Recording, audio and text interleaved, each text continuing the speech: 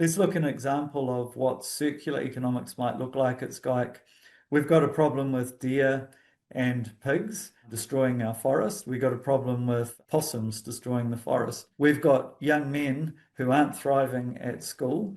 What if those young men were encouraged and taught to hunt? They go out, they bring back the deer and the pigs for the community to consume, but they also bring back the possums. And how could you then value add around the possum fur and the Yep. possum carcasses, and then you go, okay, we could turn the possum fur into a whole lot of products, including the warmest socks that you can buy. So, okay, that's easy.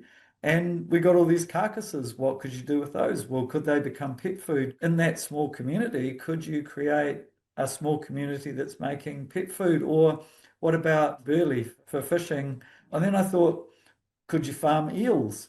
Like you can farm salmon. Why can't we Yeah. farm eels? And could they eat possums? I'm sure eels can eat pellets made from possums, and that's an example of circular economics where there's no waste and everyone is benefiting. And One it of the, doesn't cost. Can I just mention that? Because the way GDP is measured now, it's all debt funded.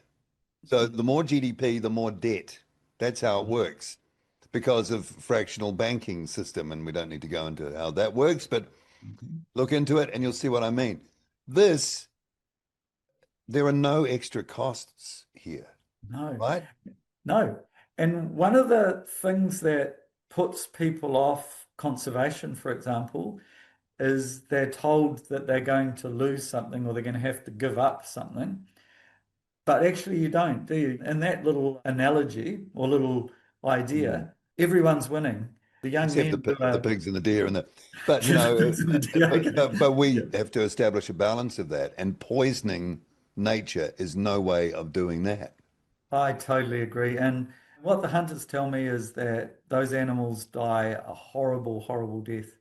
And there's something fundamentally just not working about this 1080. It's interesting because the people who are pushing it think they're doing God's work. This is what we Yeah. have to overcome in the Yeah. bigger picture, that thinking, you know? Yeah. So that was just a little Yep. example that seems relevant to the small community that I'm in because, when I first arrived in these communities, I didn't understand why people had carpet on the bonnet of the ute. It took me a long time to realize that was before the hunting dogs, so like it is a big component already of these communities. Why not expand it, support it, and grow that idea? That to me, everyone wins.